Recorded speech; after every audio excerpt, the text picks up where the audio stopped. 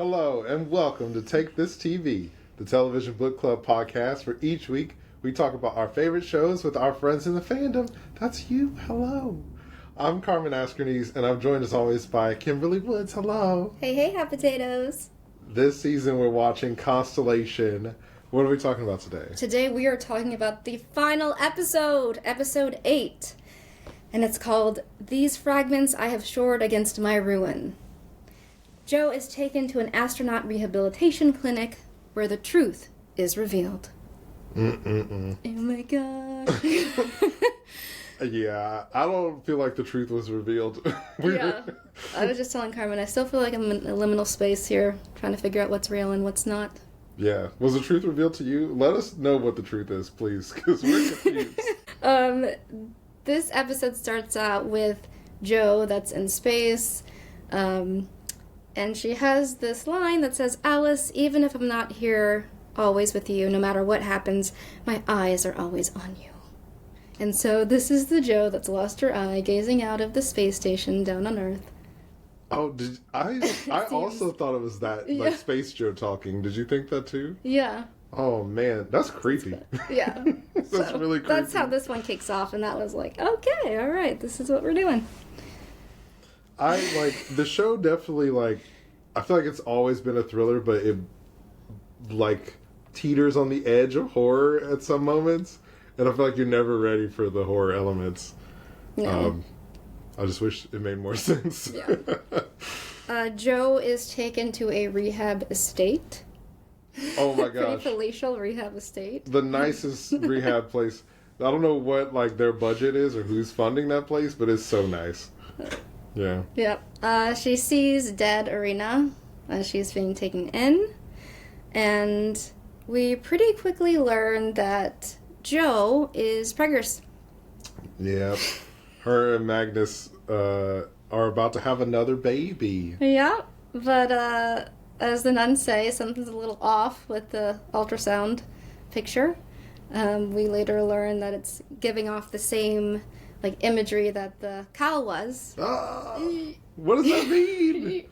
Is the baby gonna be the new cow? Is Joe gonna name the baby cow? I don't know.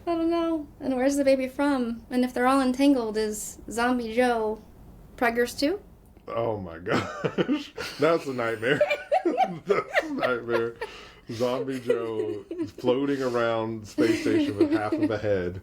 Preggers, yeah. Thanks. We also get Bud waking up in the snow. Everybody has left him there. Yeah.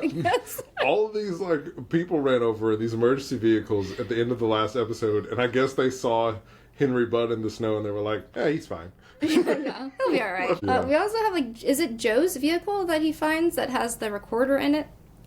So Which is weird. That is weird, because I thought that the recorder burned in the house. Because we saw it melting in the cupboard, right? But that was in the kind of a liminal space, wasn't it? Or not? Oh, well, maybe. At the time, it felt like... So, we do see both Alice's have their recorders, so Later maybe it on. was, some liminal version of it? Or... Yeah, that was burning in the fire. I don't know. Yeah. Or maybe I they don't have know what multiple. happened. Who knows? But Bud had it and was pulling out the tape. Also found the cow and just took an axe to it. Just whack, whack, whack. Yeah.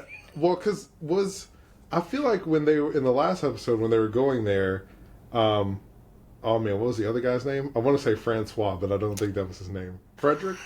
I think it was Frederick. Yeah. The lover in the other universe? Or, I guess in this universe. But that's right. The side piece, yeah. I think he was there too. And so it's why would he leave the cow in the snow? I don't know why anybody would leave that there. Mm-hmm. Maybe they didn't know it was that. Well, they knew they were looking for it. That Henry was looking for it. Yeah.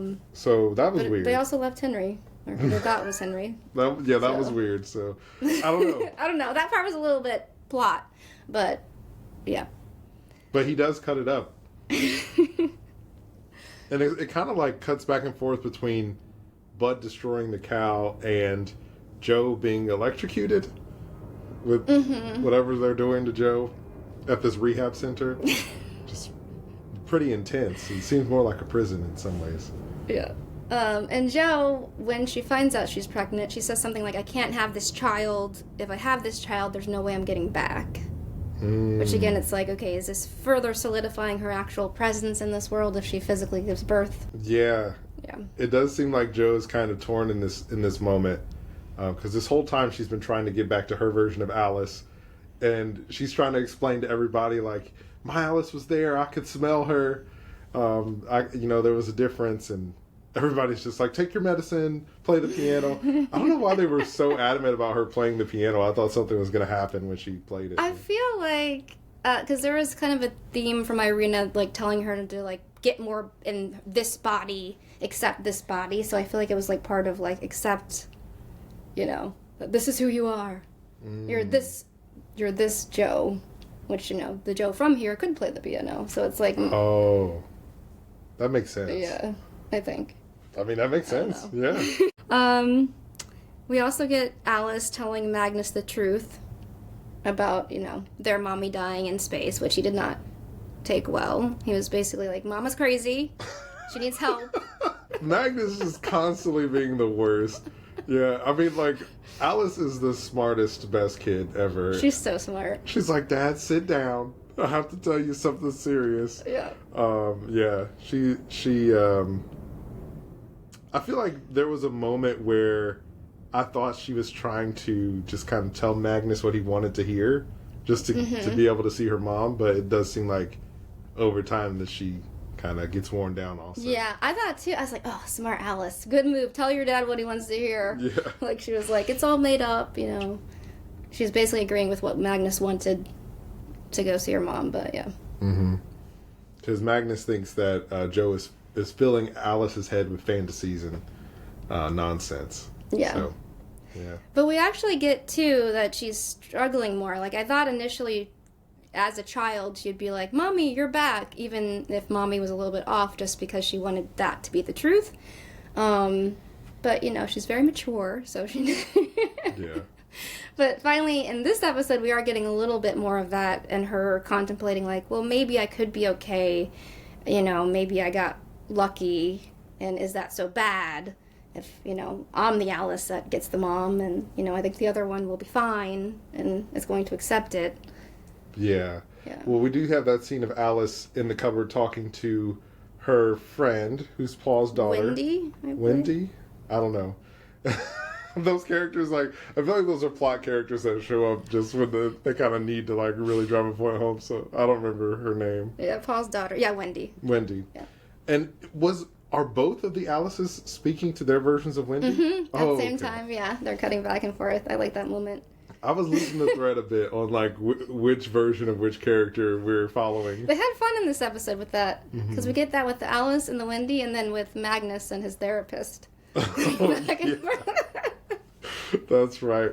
We were talking before we started recording about, like, the scene with both Magnuses talking to the therapist.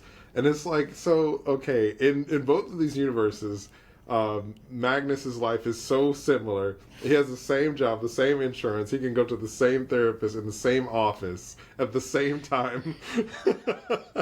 He's a simple man. Yeah, he's a simple man. He knows what he wants in all universes. Do you think... I didn't really think about this until just now, but do you think that the reason that the universes are so similar is because that there wasn't a split until the Cal experiment went off, and then that caused the other universe to exist? Well, I guess that wouldn't make sense because Bud and I think they were Irina, all kind of existing. They just traded. Yeah. Yeah. So never mind. Yeah. It's just a coinky dink. Yeah. Let's see. Looking at my notes. Oh, in the therapy session, I like the line where Magnus is like, we feel like we're all just floating in space. And also how he's talking about he's in the middle and, like, Alice and Joe are kind of floating around him. Yeah. I'm like, yeah, that's kind of what's happening. There were a few, like, lines of dialogue in this episode that was kind of like, all right. like, my eyes are always on you, Alice, when we see, like, zombie Joe with one of her eyes missing, and then that line, and the, like, down through the looking glass with you, and to infinity and beyond, Magnus says right after. Packing it in. I was like, wow, yeah. What did you think about the moment when, as we call her, Dirty Alice, is basically wanting to see or hear from her mom again, and the other Alice stops responding? Yeah, that was really sad. I definitely I feel like in the moment, I didn't really understand the sort of non-verbal communication they were having with each other. I thought that maybe whichever Alice was Clean Alice, I think. Yeah, I thought that Clean Alice was afraid to sort of go down that whole rabbit hole again. Yeah. But we do learn later that no pun intended. Yeah. That was good, Karen. we learned that the Alices have kind of had this nonverbal agreement of that Dirty Alice is lucky to have a mom now. Well, Clean Alice now. Oh, sorry. Yeah. See, I lost the plot again, yes. Clean Alice is lucky to have a mom now. Which Clean Alice or Dirty Alice, oh gosh. The Alice in the driveway.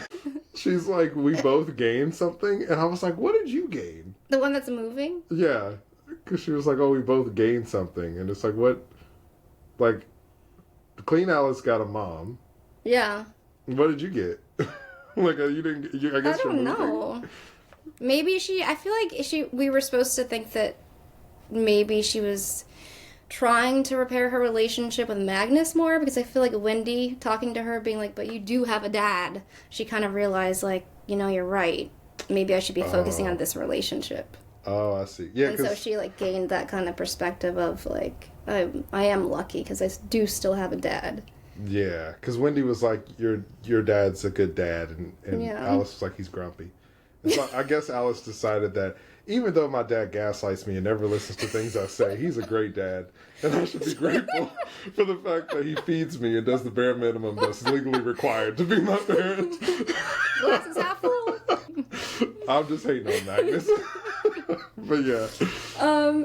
There's a hilarious scene where Irina meets who she thinks is Henry, but we know is actually Bud.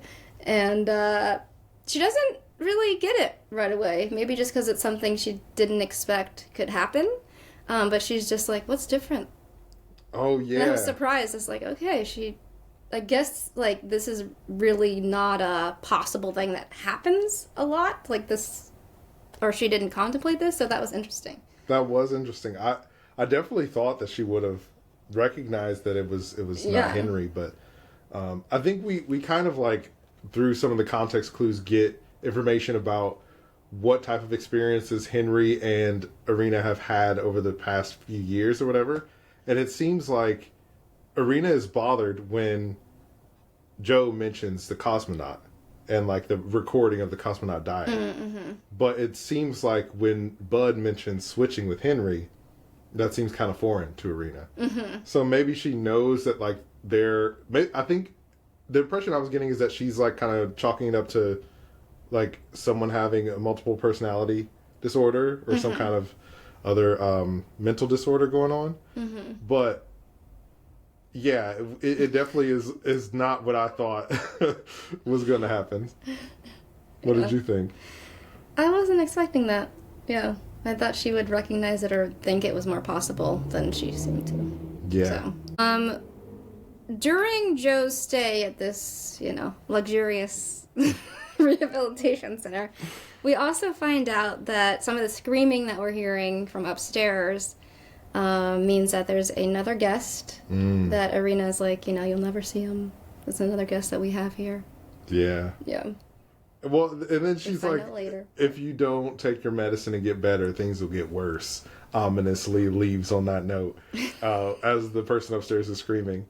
And I was like, oh, dang, they're torturing that person or something. But we learned that it's actually something else. Yeah. Joe gets visited by her buddy Ilya. And he says that Irina has asked him to take over this rehab place. I guess because, she has cancer and is terminally ill, and maybe it's being passed to him. And, but he has a nice little surprise for Joe. He slips her some keys.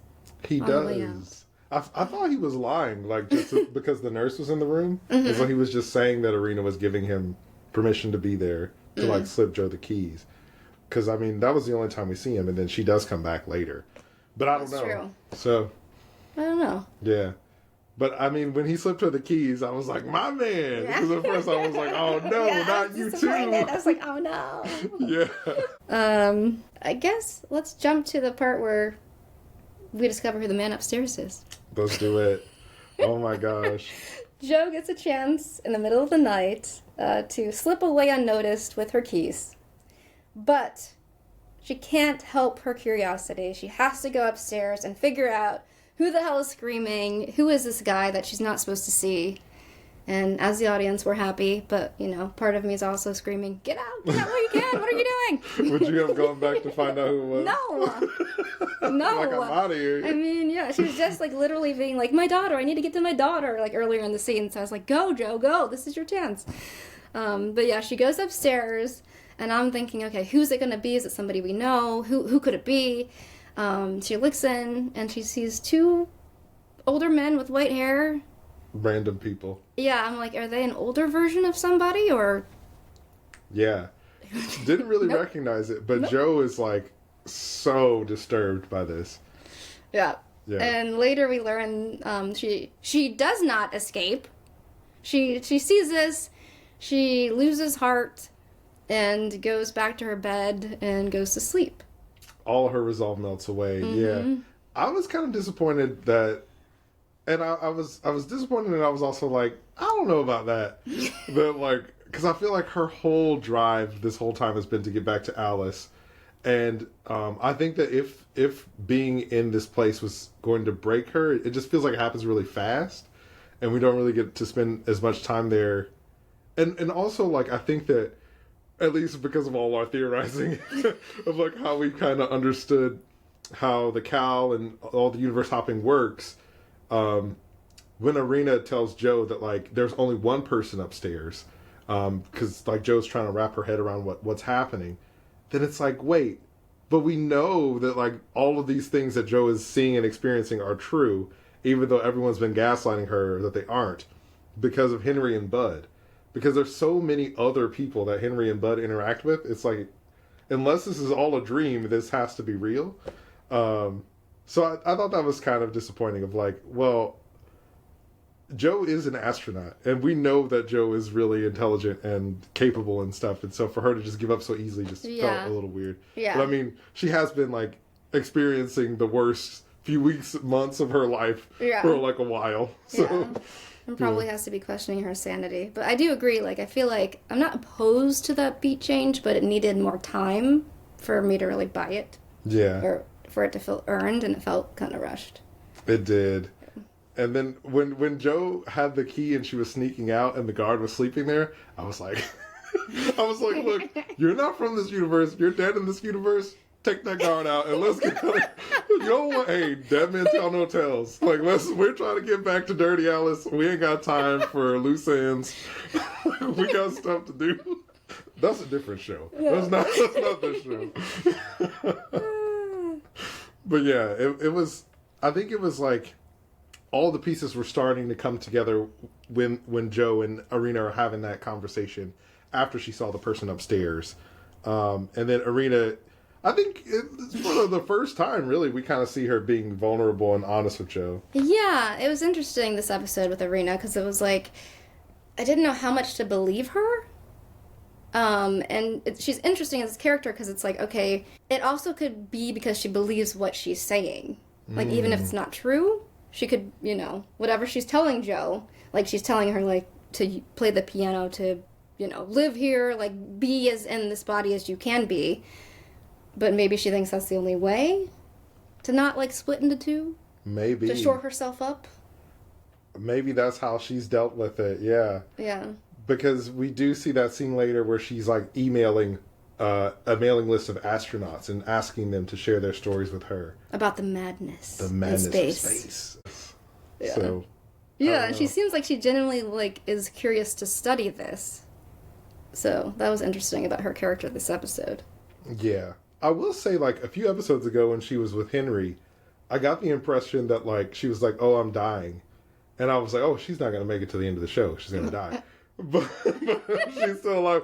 I was like, I guess she's fine now. Like, or maybe is she still dying? I thought she's still dying. Oh, okay. Yeah.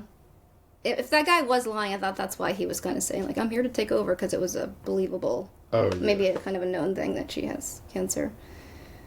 So. Yeah. In the other universe, Henry is now being tried or being charged with shooting Paul. Mm-hmm. And he is very adamant about taking a lie detector test, a polygraph test, to prove his innocence. Yes, and testing his DNA. Yeah, he's so confident. He's so confident that this will clear his name.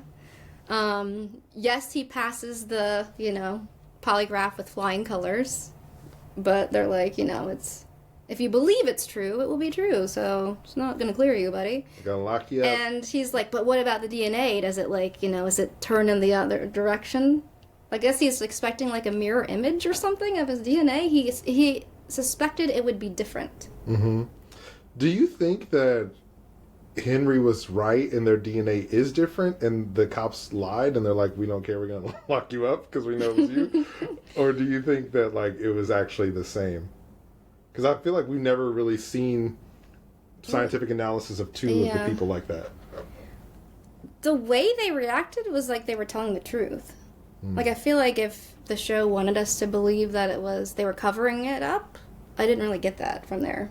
Did you? There were like expressions. Well, there's that moment where one of the officers says something like, "The truth is relative nowadays," or something or other like that.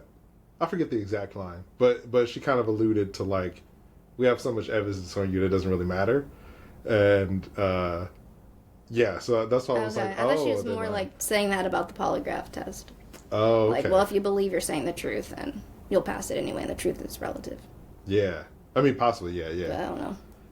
But either way, Henry's going to jail. Yeah, Henry. Bud seems to have gotten his revenge. He is like, getting some fancy suits or wearing, suit jackets and his boxers and spending lots of money, having a ball, finally living his life of success that feels he deserves. Yeah, he tells Frederick that he doesn't care that the cow's been destroyed because he's like, oh, it's just stuff. And Frederick's like, what? You don't care? I'm like, Frederick, you should know that this is not the same guy. Something's up. Henry, he was like, my baby. Yeah. Everybody get out of the way, my baby. We also see Bud visit the guy who's doing the guided tour of Jack the Ripper. That's the guy that Bud killed on the cruise ship in his universe. And so he gives him the flowers. Like he's bringing flowers to his grave, essentially. And he's like, live your best life.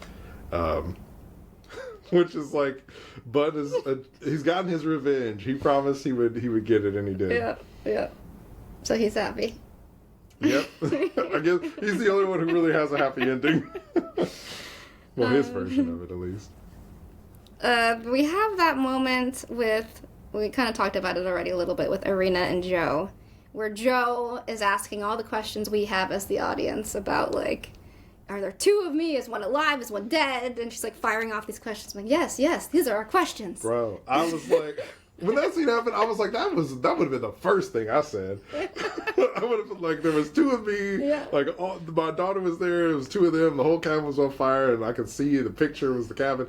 I would have just spilled the tea on everything. And so I was glad that they actually had a scene where Joe was, like, asking the questions that they knew that the audience would have. Yeah. So that was pretty great. Yeah, it was good.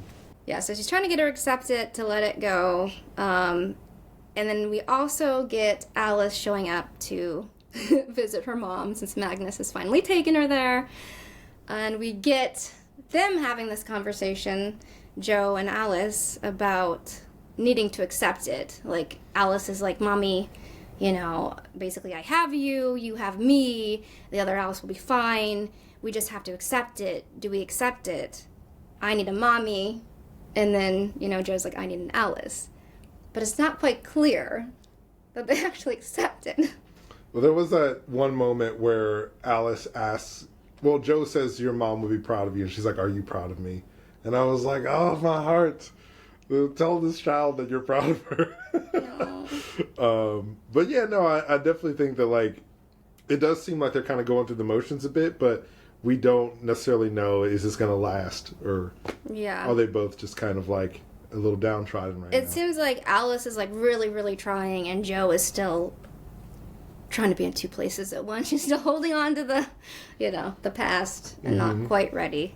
Which Alice was it that was like, tell me am I brave?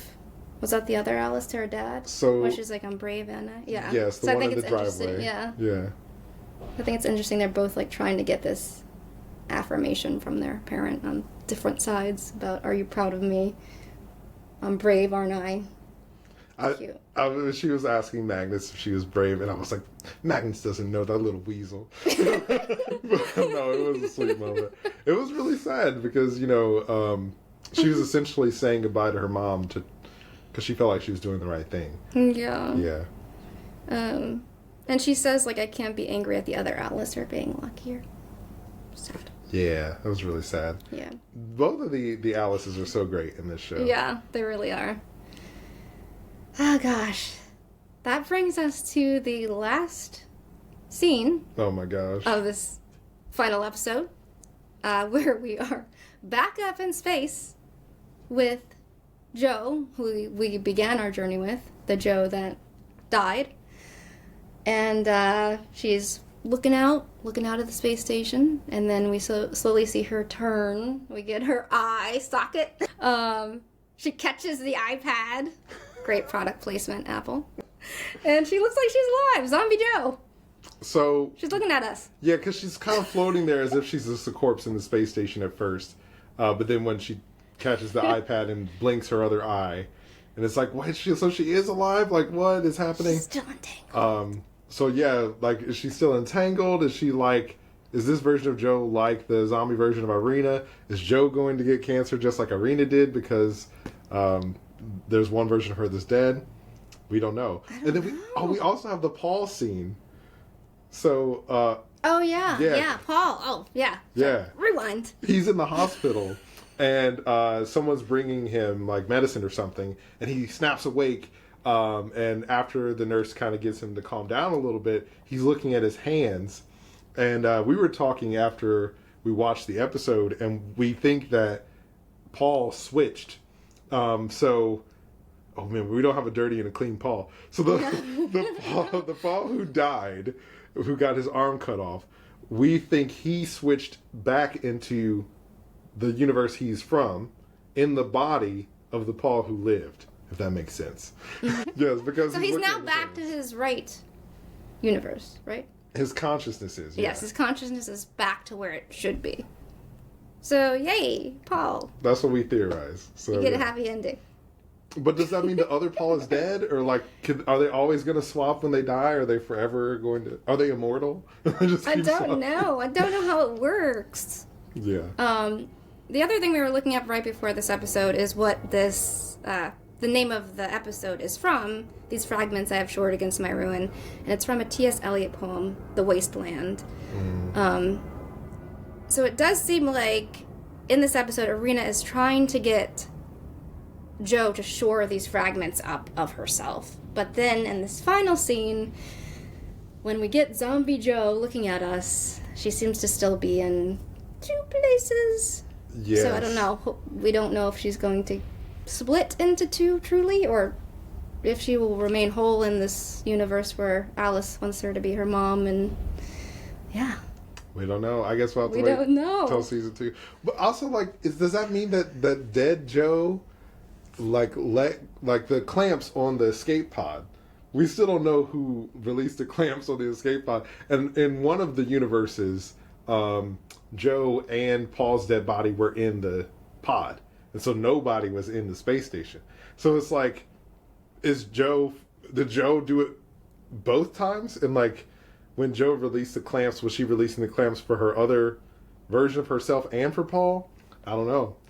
Maybe we gotta find out in season 2. I still have questions.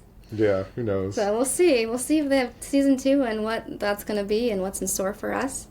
But thank you so much for joining us on this crazy journey of Constellation. We hope you've enjoyed it as much as we have. It's been a fun ride. Don't forget to follow us and subscribe at Take This TV on Instagram and TikTok. And thank you for joining us. And remember, it's dangerous to watch TV alone.